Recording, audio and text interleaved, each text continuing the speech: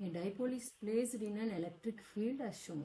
In which direction will it move? கேட்டிருக்காங்க. So dipole கொடுத்துருக்காங்க, ஆனால் இங்கே யூனிஃபார்ம் எலக்ட்ரிக் ஃபீல்டு இல்லை. நீங்கள் பார்த்தீங்கன்னா எலக்ட்ரிக் ஃபீல்டு என்ன ஆகுது, எலக்ட்ரிக் ஃபீல்டு டைரக்ஷன் இப்போ செப்பரேஷன் பாருங்கள். இதில் செப்பரேஷன் பார்த்தோம்னா ஃபீல்ட் லைன்ஸுடைய செப்பரேஷன் வந்து left to right. Okay, electric field line separation increases. கரெக்டா? Separation increases from left to right. அப்போ செப்பரேஷன் நிறைய இருந்தால் ரிலேட்டிவ் க்ளோஸ்னஸ் வந்து ஸ்ட்ரென்த்து காட்டும் இல்லையா?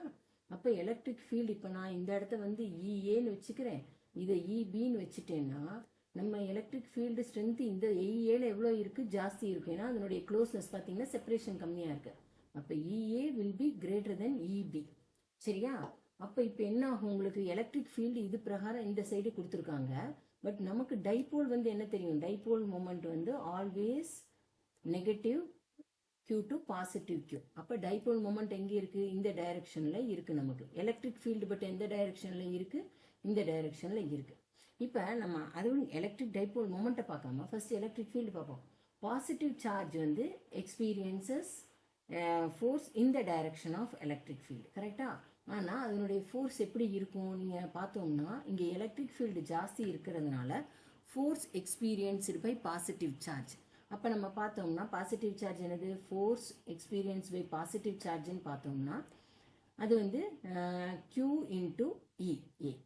And force experienced by negative சார்ஜ்னு பார்த்தீங்கன்னா Q இன்ட்டு இபி. அப்போ நமக்கு தெரியும் Q into E A is greater than Q into E B. கரெக்டா? ஃபோர்ஸ் எக்ஸ்பீரியன்ஸ்டு, ஏன்னா வந்து E A is greater than E B, அதனால force experienced by positive charge is greater than force experienced by negative charge. சரியா? அப்போ force on positive charge is more.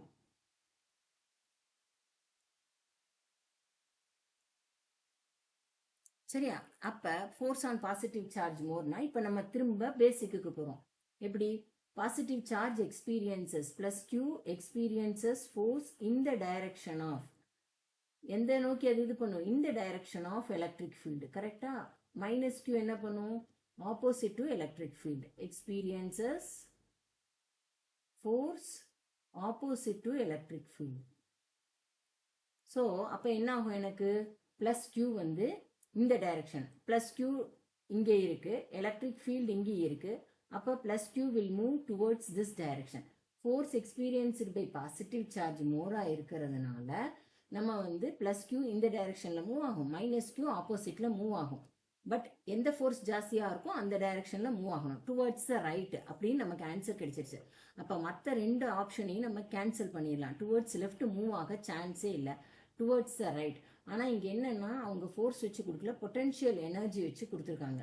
இப்போ potential energy கொடுக்கும்பொழுது நம்ம என்ன பார்க்கணும்னா, எப்போவுமே வந்து பாசிட்டிவ் சார்ஜஸ் வந்து பாசிட்டிவாக நெகட்டிவ் சார்ஜஸ் ஈக்குலிபிரியம் நோக்கி தான் போகும்.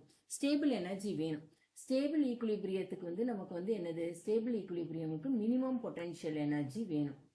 சரியா? மினிமம் பொட்டென்ஷியல் எனர்ஜி இருந்தால் ஸ்டேபிள் ஈக்குலிபிரியம், மேக்ஸிமம் பொட்டென்ஷியல் இருந்தால் அன்ஸ்டேபிள் ஈக்குலிபிரியம். நம்ம எப்பவுமே சிஸ்டம் என்னது, எப்பவுமே நம்ம ஸ்டேபிள் ஈக்குலிபிரியம் நோக்கி தான் போவோம். அப்போ பொட்டென்ஷியல் எனர்ஜி டிக்ரீஸ் பண்ணணும். பொட்டென்ஷியல் எனர்ஜியை டிக்ரீஸ் பண்ணினா தானே நமக்கு இதாக இருக்கும். அப்போ இங்கே என்ன ஆப்ஷன் வரும், towards the right as it's potential energy will decrease. அப்போ அந்த ஆப்ஷன் தான் நமக்கு கரெக்டாக இருக்கும்.